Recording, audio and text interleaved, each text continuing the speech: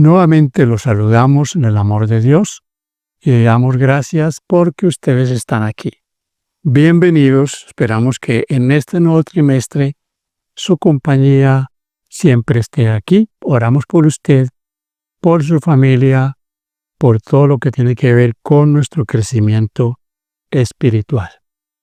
Habíamos mencionado en nuestra última lección del trimestre pasado que comenzaríamos a estudiar el libro de Éxodo y hoy iniciamos a estudiar este interesante libro. Así que, mis hermanos, esperamos sea de mucha bendición para todos. La primera lección está titulada Opresión, el trasfondo y el nacimiento de Moisés. Es interesante comenzar este estudio hablando del pueblo de Israel cautivo en Egipto. Pero miren cómo ese proceso se fue dando, cómo el Señor fue llevando las cosas de tal manera que llega el momento cuando el Señor los saca de ese lugar. La Biblia dice que ellos clamaron y que subió hasta Dios su clamor y Dios nuevamente mira a su pueblo y lo saca de ese lugar. Yo creo, mis hermanos, amigos, que la experiencia de Israel en Egipto es también nuestra experiencia y que nuestra esperanza es que también, así como Dios sacó a su pueblo de Egipto, pues Dios finalmente va a sacar a su pueblo también de este mundo y de su esclavitud. Es interesante y es muy común escuchar a algunos decir que, y sobre todo cuando ven Éxodo 20, que la ley de Dios fue para Israel porque estaba esclavo en Egipto, que nosotros no somos esclavos. Mis hermanos, totalmente errado este concepto, porque así como había esclavitud en Egipto, hoy también hay esclavitud, hoy también hay un Egipto y hay un faraón. El mundo es el Egipto, la esclavitud son todos los males que aquejan a la humanidad, vicios, adicciones a drogas, a tabaco, a licor, a pornografía, a toda clase de vejámenes. Esclavitud. Esclavitud es lo que hay. Y hay un faraón también. ¿Quién es ese faraón? Satanás. Satanás es el que quiere esclavizar a la humanidad y la tiene esclava en cuanta cosa nos podemos imaginar. Así que, mis hermanos, hoy también hay un llamado a salir de ese Egipto. Entonces, ya hemos mencionado que a nosotros también el Señor nos quiere sacar, nos quiere llevar en victoria.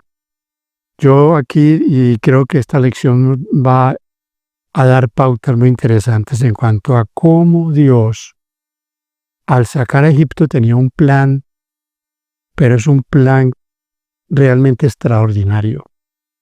Sacar a Israel de Egipto no implicaba solo sacarlos y llevarlos a una tierra, era colocarlos en el mundo como una luz, como un ejemplo. Y le dio promesas.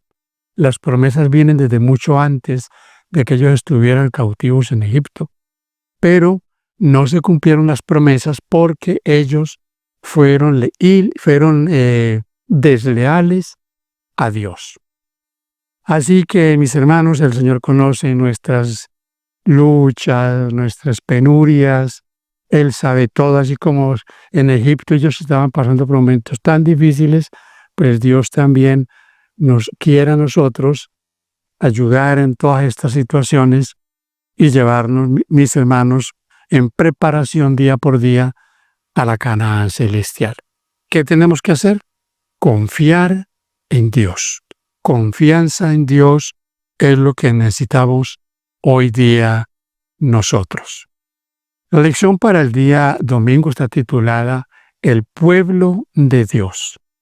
¿Era Israel el pueblo de Dios? Sí. ¿Es Israel hoy el pueblo de Dios? No. Ahora, cuando Dios sacó, y ya les he mencionado un poco sobre esto, cuando Dios sacó a Israel de Egipto, lo sacó con un propósito, que le sirvieran, que le adoraran, pero hacer de esta nación la nación más grande que pudo haberse pensado y que puede uno tal vez llegar a imaginar. Una nación luz para el mundo, una nación que representara el carácter de Dios.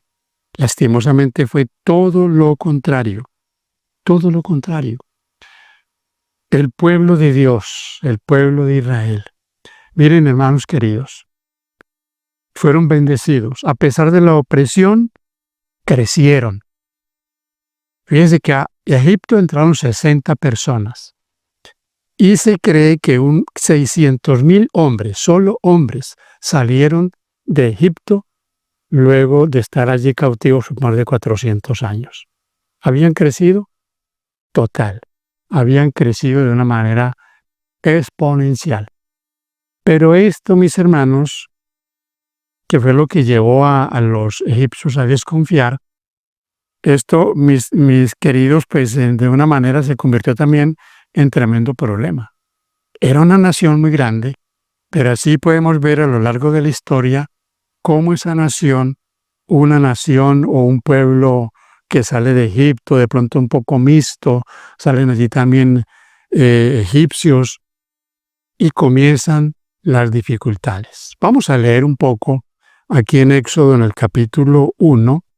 Leamos aquí en el capítulo 1 de Éxodo, los versículos 8 al 11. Dice: Entre tanto se levantó sobre Egipto un nuevo rey, que no conocía a José, y dijo a su pueblo: He aquí el pueblo de los hijos de Israel es mayor y más fuerte que nosotros. Ahora pues, seamos sabios para con él, para que no se multiplique y acontezca que viniendo guerra, él también se una a nuestros enemigos y pelee contra nosotros, y se vaya de la tierra. Entonces pusieron sobre ellos comisarios de tributos que los molestasen con sus cargas, y edificaron para Faraón las ciudades de almacenaje, Pitón y Rameses.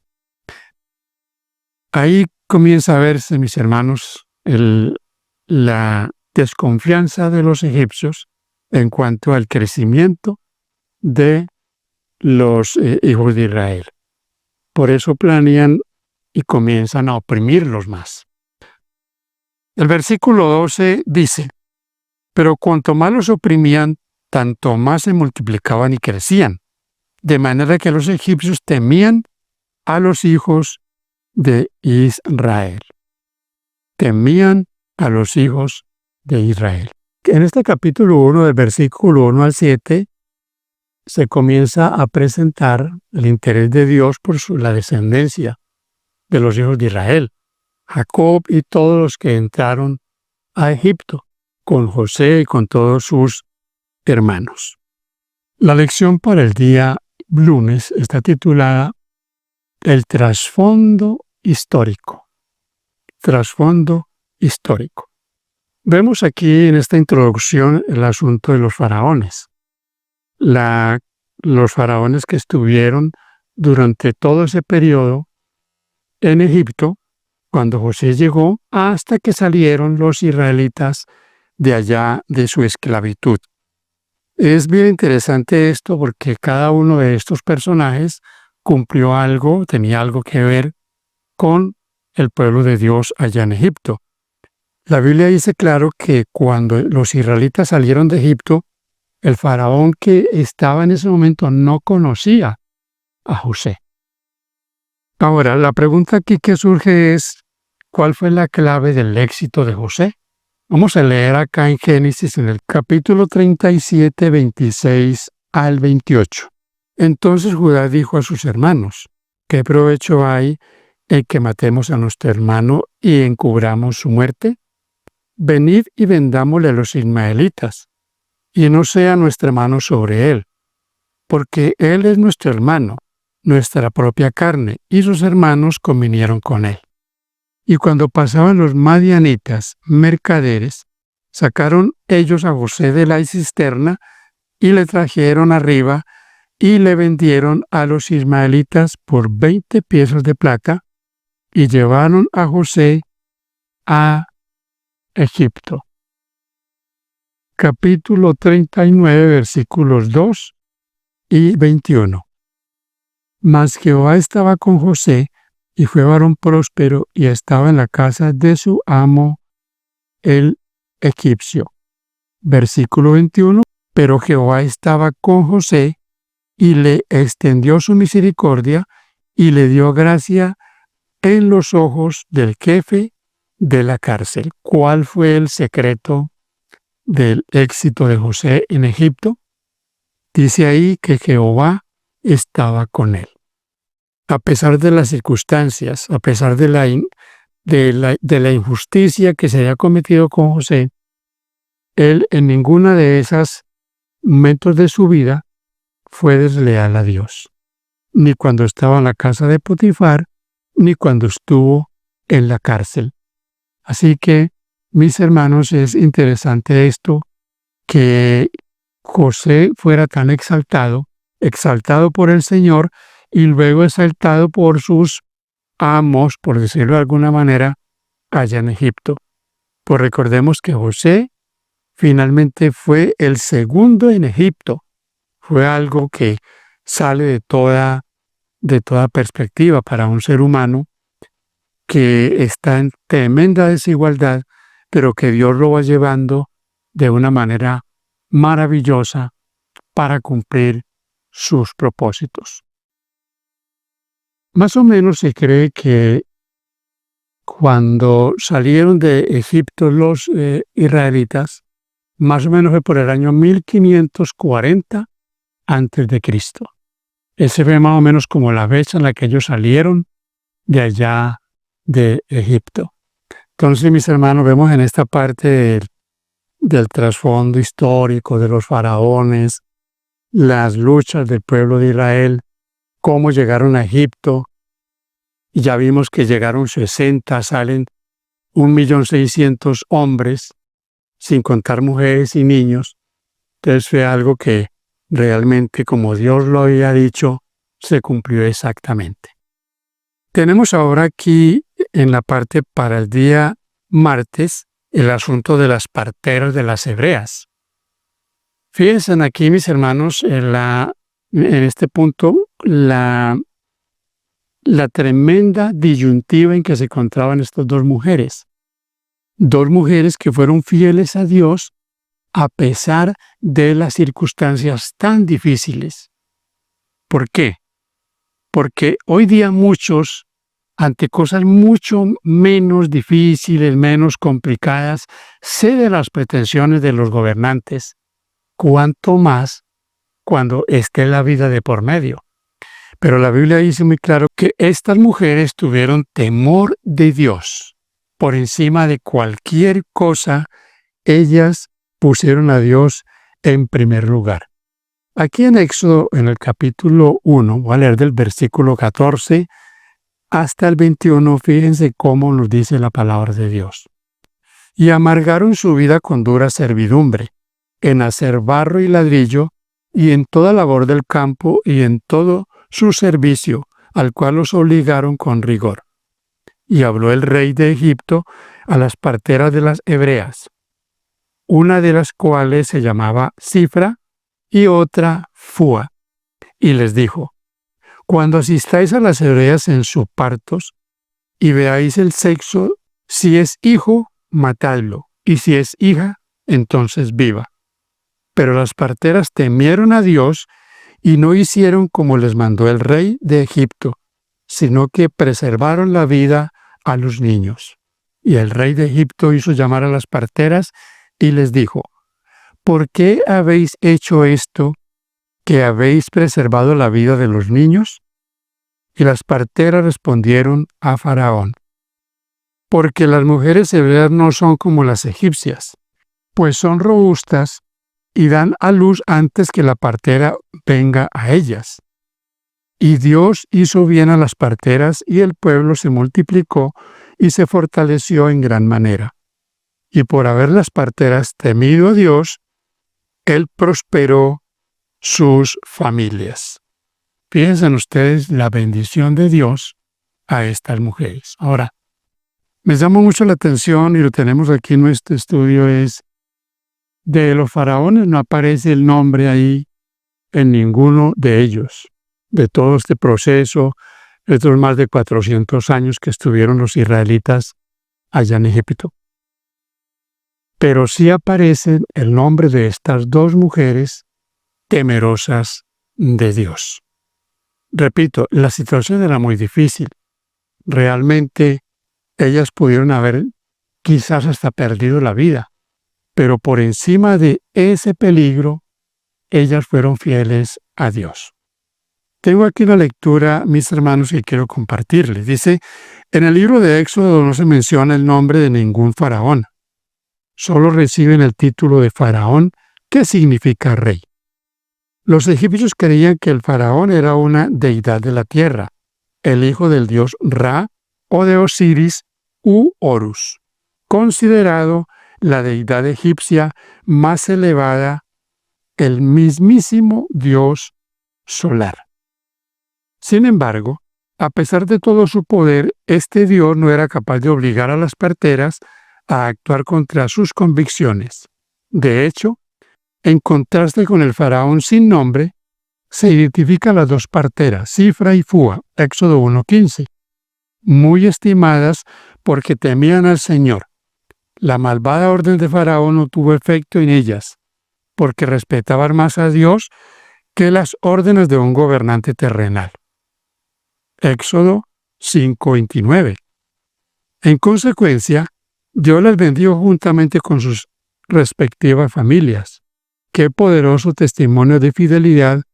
Estas mujeres no solo sabían que era lo correcto, sino que también decidieron hacerlo a pesar de su escaso conocimiento teológico. Frustrado el faraón, entonces luego manda matar a todos los bebés de Egipto. Hay aquí dos cosas que quiero yo, mis hermanos, resaltar, o por lo menos una es, nosotros podemos saber qué es lo correcto, pero no hacerlo. Recuerden que hay una diferencia entre saber qué es lo correcto y hacer lo correcto. Ellas sabían qué era lo correcto. ¿Y qué hicieron? Hicieron lo que debía ser, lo que Dios mandaba, lo correcto.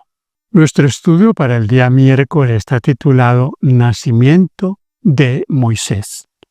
Al tener nosotros el conocimiento bíblico y darnos cuenta de cómo sucedió el nacimiento de Moisés, cómo fue liberado de la muerte de una manera milagrosa, criado aún por la misma madre y creciendo como un faraón en Egipto. Mis hermanos, cómo Dios las circunstancias las va llevando de tal manera que puedan ser para el bien de su pueblo. Es algo que realmente nos maravilla. La providencia divina. Yo creo, mis hermanos, en la providencia. Creo que Dios va guiando las cosas, aún las cosas malas que nos suceden, porque allí a Moisés le pasaron cosas malas, hizo cosas malas, pero fíjese cómo Dios lo fue llevando de una manera que finalmente llegó a ser el libertador de Israel. Un hombre como Moisés, mis hermanos, fue algo extraordinario. Moisés es muy relevante en la Escritura.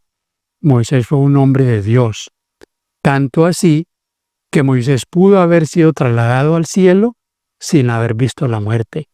Pero por ser un ser humano, por cometer un error, Dios no lo llevó al cielo sin ver muerte. Pero luego Dios lo resucitó y Moisés fue llevado por el Señor. Vamos a leer aquí en el capítulo 2 de Éxodo, del versículo 1 en adelante, lo que nos dice. Este texto que tenemos aquí es versículo 1 al 10. Un varón de la familia de Leví fue y tomó por mujer a una mujer de Leví, la que concibió y dio a luz un hijo, y viéndolo que era hermoso, le tuvo escondido 3 meses. Pero no pudiendo ocultarle más tiempo, tomó una arquilla de juncos, la calafateó con asfalto y brea y colocó en ella al niño y lo puso en un carrizal a orillas del río. Y una hermana suya se puso a lo lejos para ver qué le acontecería. Y la hija de Faraón descendió a lavarse al río, y paseándose sus doncellas por la ribera del río, vio ella la arquilla en el carrizal y envió una criada suya a que la tomase. Y cuando la abrió, vio al niño, y aquí que el niño lloraba, y temiendo compasión de él, dijo: de los niños de los hebreos es este. Entonces su hermana dijo a la hija de Faraón: iré a llamarle una nodriza de las hebreas para que críe este niño. Y la hija de Faraón respondió: ve. Y entonces fue la doncella y llamó a la mamá del niño, a la cual dijo la hija de Faraón: lleva a este niño y críamelo, y yo te lo pagaré. Y la mujer tomó al niño y lo crió. Y cuando el niño creció, ella lo trajo a la hija de Faraón, la cual lo prohijo y le puso por nombre Moisés, diciendo: porque de las aguas lo saqué. Es interesante, mis hermanos, esto, cómo se desarrollan las cosas. Yo quiero compartirles a ustedes este comentario. El trasfondo histórico del nacimiento de la vida de Moisés es apasionante, porque él vivió durante la época de la célebre 18ª dinastía egipcia. Uno de los reyes de esta dinastía, Tutmosis III, llamado el Napoleón de Egipto, es considerado uno de los faraones más famosos del antiguo Egipto.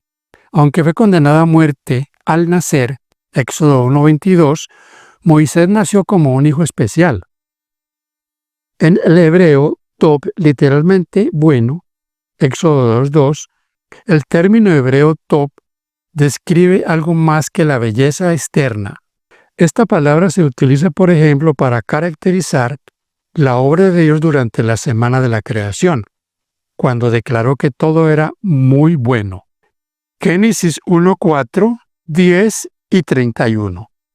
Como nueva creación, este niño bueno llegaría a ser en armonía con el plan de Dios, el adulto que libertaría a los hebreos de su esclavitud. ¿Quién habría imaginado cuando nació, especialmente en circunstancias tan terribles, el futuro de este niño?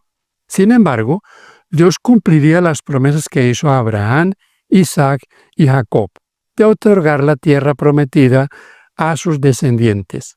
Éxodo 2, 24 y 25, para lo cual utilizaría a este bebé, Tob, décadas más tarde. La princesa egipcia adoptó a Moisés como hijo. El nombre dado a Moisés es de origen egipcio y significa hijo de o nacido de, como se refleja en los nombres Amosis, hijo de A, o Tutmosis, hijo de Tu.